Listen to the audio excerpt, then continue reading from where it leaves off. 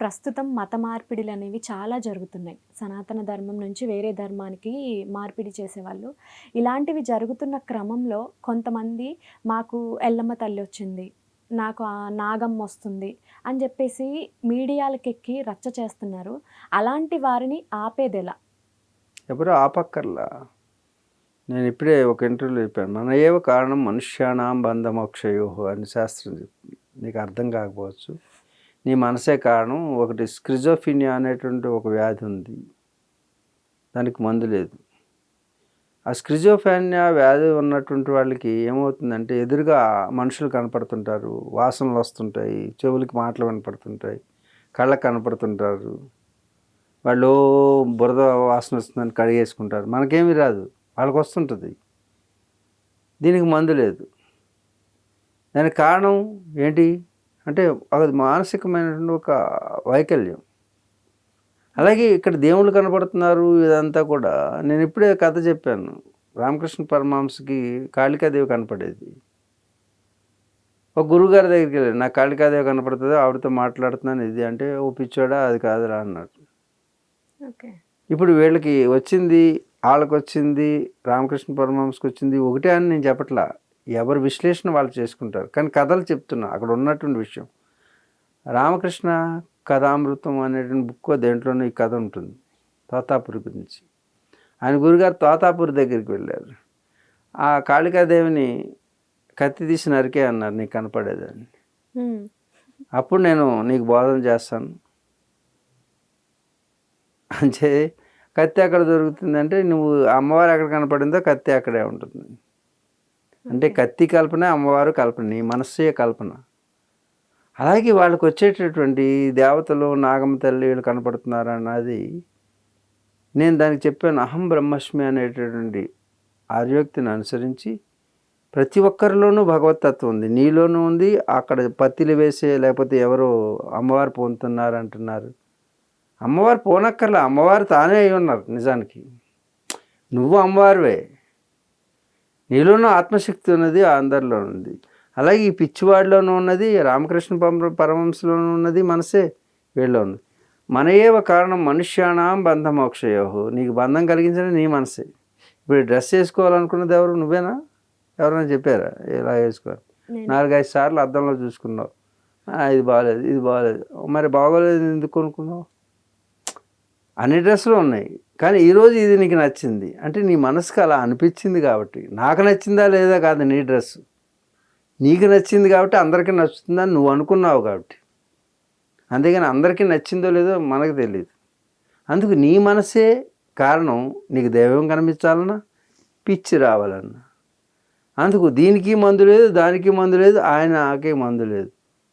ఆ మందు ఏంటంటే మనసుని స్థిరం చేయడం వలన నువ్వు ఆ భగవతత్వంగా మారిపోతావు. ఇప్పుడు వీళ్ళకి వచ్చేటటువంటి పూనకం ఏంటంటే వాళ్ళు అనుకుంటున్నారు మనసులో ఏమని, ఆ అమ్మవారి యొక్క శక్తి నా మీదకి వస్తుందని. అప్పుడు సూపర్ కాన్షియస్లోకి వెళ్తారు వాళ్ళు.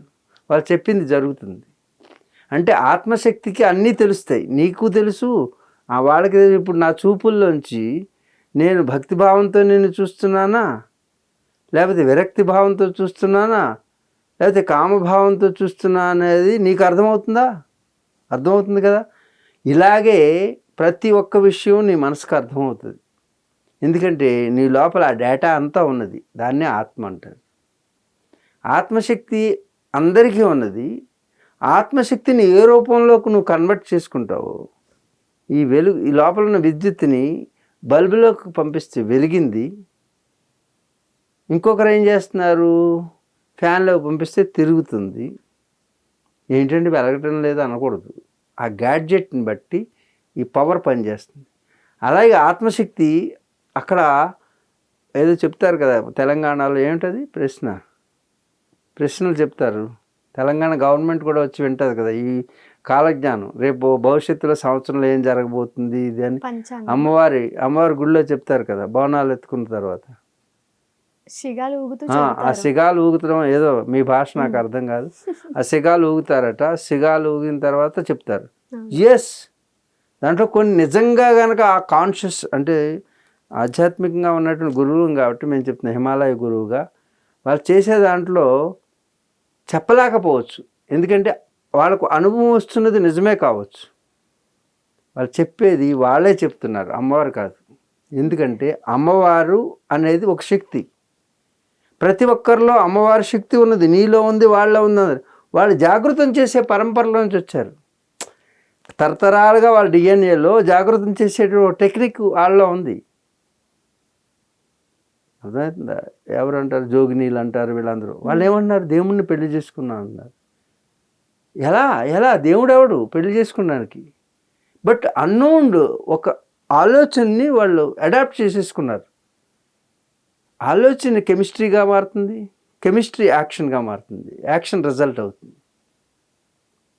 అర్థమవుతుందా? మూల సూత్రం మీకు అర్థం కాదు, ఇవన్నీ చెప్తే. అర్థమైతే అర్థం చేసుకోండి. అర్థమైంది సార్, మీకు మాకు క్లియర్గా అర్థమయ్యేలాగే చెప్తున్నారు. చెప్తున్నానా? Final question. ఇప్పుడు బిర్యానీ తినాలని ఉంది.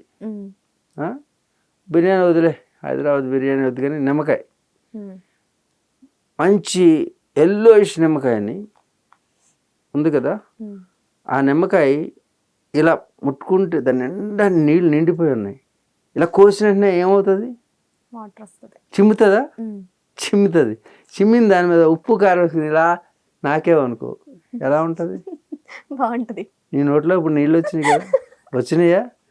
అసలు నిమ్మకాయ లేదు, ఏమీ లేదు. ఏమీ లేకుండా నీ భావంలోకి నిమ్మకాయ వచ్చినట్టు, నీ నోట్లోకి నీళ్ళు వచ్చినట్టు, నీ శరీరంలో అన్నీ కూడా అలాగే స్పందిస్తాయి. That is chemistry. అర్థమవుతుందా?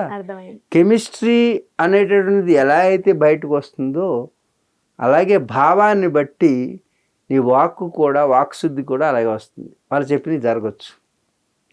అదే డూప్లికేట్ అనుకో, జరగదు. అంటే నీవు చెప్పావనుకో, జరగదు. నీ సూపర్ కాన్షియస్లోకి మైండ్ వెళ్ళి భగవంతుడు చెప్తున్నాడు అనేటువంటి ఒక మనోసంకల్పంలోంచి కనుక బయలుదేరితే అది న్యాచురల్గానే జరిగేటువంటి అవకాశం ఉంటుంది. అప్పుడు అది దైవం కిందే భావన చేయాలి. దైవం అంటే శక్తి మాత్రమే. మీరు ఏ పేరైనా పెట్టుకోండి, నాకు అమ్మ వచ్చిందని, ఇదని, అదని. నిజంగా వస్తే డూప్లికేట్ వాళ్ళు, నేను నాకు శివయ్య వచ్చాడని, నాకు అమ్మవారు కనపడిందని, నేను హోమాలు చేస్తున్నాను, ఈ డూప్లికేట్ వాళ్ళ వల్ల ఏం జరగదు. కానీ పరంపరగా వస్తున్నటువంటి ఈ తెలంగాణ ఒక పరంపర ఉంది కదా, వాళ్ళు చెప్పేవి కొన్ని జరగవచ్చు.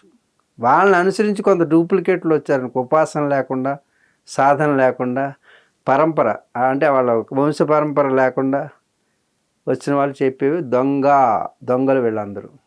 ఎలా కనుక్కోవాలి అలాంటి వాళ్ళని? వాళ్ళు చెప్పేదాన్ని బట్టి తెలిసిపోతుంది కదా. ఉట్నే ఊగేది వేరు, ట్రాన్స్లో ఊగేది వేరు. అర్థమవుతుందా?